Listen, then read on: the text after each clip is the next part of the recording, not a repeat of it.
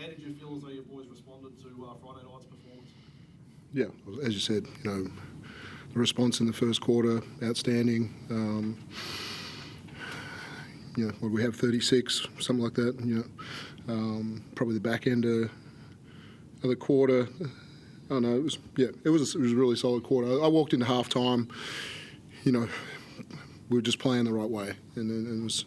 Then there became some things where we went to a switching, lineup, and credit to them that first the switch they made triples over the top of us, a couple of consecutive ones, and punished us in the post a little bit on some mismatches as well versus the switch. So, that was the coverage that we needed to be really good at, and we weren't good enough in it, and they were exceptional in the way that they punished us. But, we have 25 assists. We rarely lose games when we share the basketball and have 25 assists, but as we've talked about, we're just not at a level defensively, at the moment that can get us wins. And so, another 75% or close to, they scored in the paint.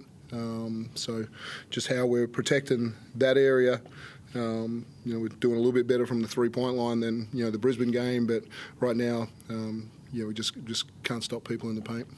3 consecutive games, 100-plus points, obviously tough, but are you finding it hard to, I suppose, fill the holes that have been left by Chris and Marcus? Yeah, and again, we had foul trouble tonight, and so, I thought we actually managed that pretty well in the first half with, IC having 3 and, Robbie having some foul trouble, and so I thought we actually managed that part pretty well, and, we had people in a good position going into the fourth quarter with some fouls to give and being able to play the way that they wanted to play. Does Marcus help our rim protection and our ability to, lower that percentage in the paint? Yeah, for sure. He's one of the most elite guys in that area. Does CG help us defensively? Yeah, he does, And then, I think to beat good teams right now, it's having all your pieces is really important. And so, but in saying that, I felt like we still could have won that game tonight, and wouldn't it just had to be a little bit better defensively. It wasn't 0 boards like the other night. We were a little bit better in that area, but it was them getting to the foul line again, us being able to play defense without fouling and contain the points in the paint. Now both teams, neck and neck at each other. Were you pretty proud of the way the boys?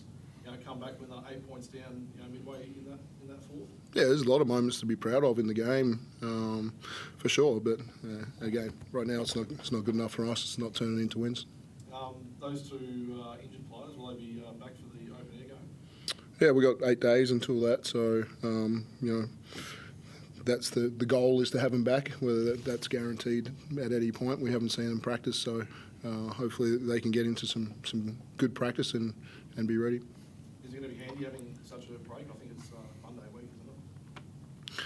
Yeah, for us right now to get healthy is the biggest thing. So having a few extra days to get healthy is great.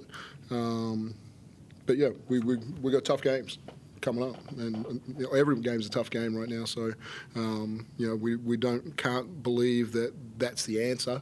He's bringing those guys back. Yes, it's going to help, but we just have to be a lot better defensively. What's going to be the particular focus, in these next 8 days defensively?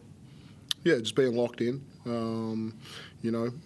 We've got to be able to sit down and guard the ball. If you're in a switching system, and there's some teams that make you switch because of their shooting bigs and the things that you do there.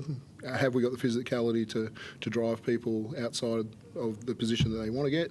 Are we good enough to sit down and guard them one-on-one? And there's some areas of focus that everyone can be a bit better at right now. Dean's talked quite a bit about, I guess, a drop-off in defence and physicality and team rules and things like that over the past sort of 3 or 4 games, and kind of, I guess, leading into this kind of lull in your performances. How have you seen things, and what do you need to do as a unit to turn things around at that end of the floor? Yeah, I mean, it was definitely a focus coming in into the game tonight after our performance on Friday night, where we gave up way too many O-boards, and I thought we started well, and the intent was there, but we need to be able to sustain it, and we just had a few moments in the game where gave up a few easy buckets, whether it was O-boards or not being in the right help positions, and allowed them to get a bit of momentum. So I think it's we know we can do it. It's just a matter of being able to sustain it and everyone being connected on that end of the floor. Is it something that you take on personally as someone who's, I guess, built a career on being an elite defender, in terms of setting an example and talking to guys about the things that need to be done to make sure that you are at the elite level that United plays defence at when it's firing on all cylinders? Definitely. I've got to be better. Everyone else has to be better, and the players, we have to be able to dig in and figure it out, because three in a row is just unacceptable, and we're gonna watch a lot of tape. Obviously do a lot of drills this week, and we'll get ready to go for Monday. 3 in a row hasn't happened for 2 years now at United.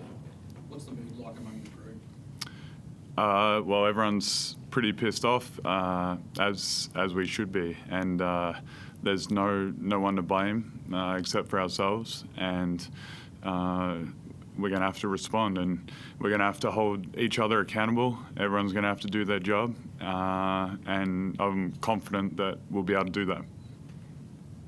Dean, did KB have any injury today? Or? Cole Bowen? No, he was fine. He seemed to have a great start to the game. You didn't bring him back into the game. Yeah, I think I was comfortable with Whitey with his foul trouble to keep playing, and I felt like we got to really push him to get going right now. I think he's had a couple of games where it's lower than the expectations of Whitey, and so I was just pushing him to be the best talker out there, to really connect, and so it's important that we start to get him at a higher level. Happy guys. Thank you. Thanks. Cheers.